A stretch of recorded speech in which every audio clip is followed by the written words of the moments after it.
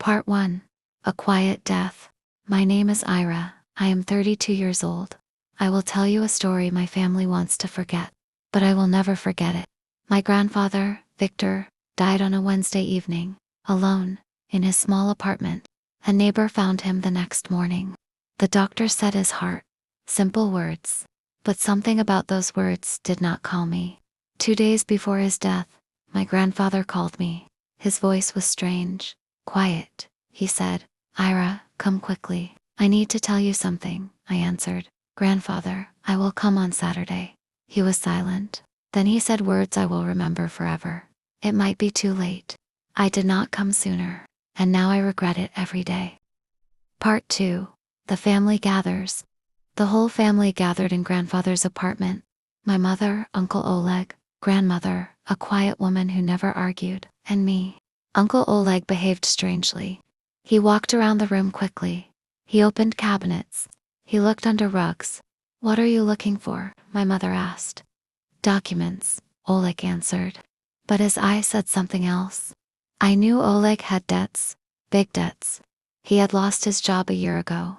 He borrowed money from friends, from the bank, even from grandmother. Everyone in the family knew. No one spoke of it out loud. The neighbor, Aunt Nina, suddenly said quietly, "You know, a week before he died, someone came to see Victor in the evening. Late I heard a loud conversation, shouting." Everyone went silent.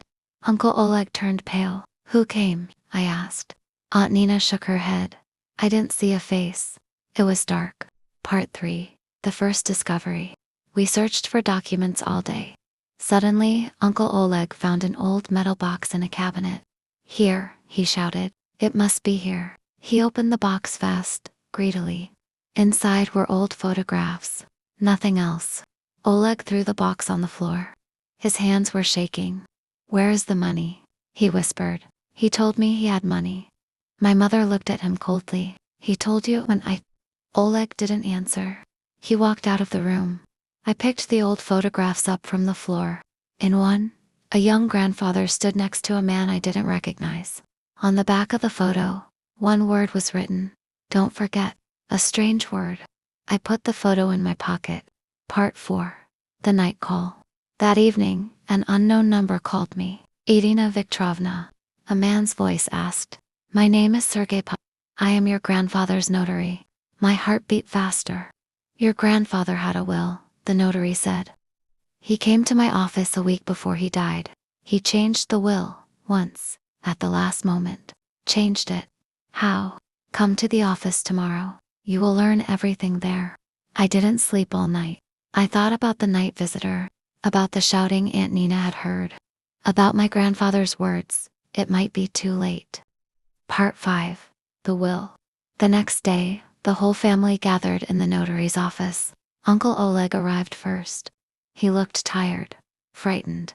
The notary opened the document and began reading slowly. "I, Victor Pet, being of sound mind, leave all my property, including the money in the bank and the box hidden under the floor in the bedroom, to my granddaughter, Irina." Uncle Oleg jumped up. "That's impossible. I am his son. Why does everything go to her?" The notary raised his hand. "There is one more page," he said quietly.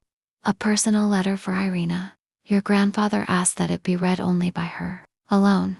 Uncle Oleg looked at me with a look I will never forget. In that look, there was not only anger, there was fear. Part 6. The hiding place under the floor. We returned to grandfather's apartment. I found a spot in the bedroom where a floorboard looked slightly different. I lifted it with shaking hands. Under the floor was a metal box, real heavy. Inside, money. A lot of money. Old bank documents, and a letter addressed to me. But there was something else too. A folder of papers. Written on the folder, "Owes debts." I opened the folder. Inside, receipts, dates, amounts. Uncle Oleg's signature on every page. Grandfather had been lending Oleg money for years, secretly, and writing down every amount. The last receipt was dated 3 days before grandfather's death. The amount was enormous. And at the bottom, in grandfather's shaking handwriting, Oleg threatened me. He said that if I didn't give him more money, he would tell everyone the truth about me. The truth? What truth? Part 7. The letter. I opened the letter with shaking hands. Ira, if you are reading this letter, then I am already gone. I must tell you the truth. Not only about the money, about my whole life. When I was 20 years old, my father lost everything. He kept his money in a bank that closed overnight. The family was left with nothing. From that day, I decided never to trust paper. Money is work and knowledge, not numbers in a bank. I worked with my hands my whole life. I saved money slowly, quietly, for years. I told no one how much I had, not even your mother. But 3 years ago, Oleg found out about my money. He started coming, asking, then demanding. I gave him money again and again. Because I was afraid he would tell the family about my biggest mistake. A mistake I made many years ago and had been ashamed of my whole life. Now that I am gone, that mistake no longer matters. Only one thing matters. Do not give Oleg a single ruble of this money until he changes his life. Money given out of fear never helps anyone. It only destroys. You, Ira, are the only one who ever asked me about my work, not about my money. That is why I chose you. Do not keep secrets in the dark, as I kept mine for too long. The truth always comes into the light. Better that it comes through honesty than through fear. Part 8. The confrontation. I walked out of the bedroom with the folder in my hands. Uncle Oleg stood in the doorway. His face was white.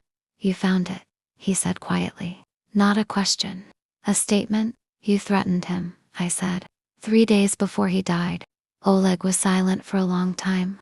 Then he sat down on a chair and covered his face with his hands. I didn't want him to die, he whispered. I was just desperate. I needed money. I didn't think a shout, an argument, that it could cost him his heart.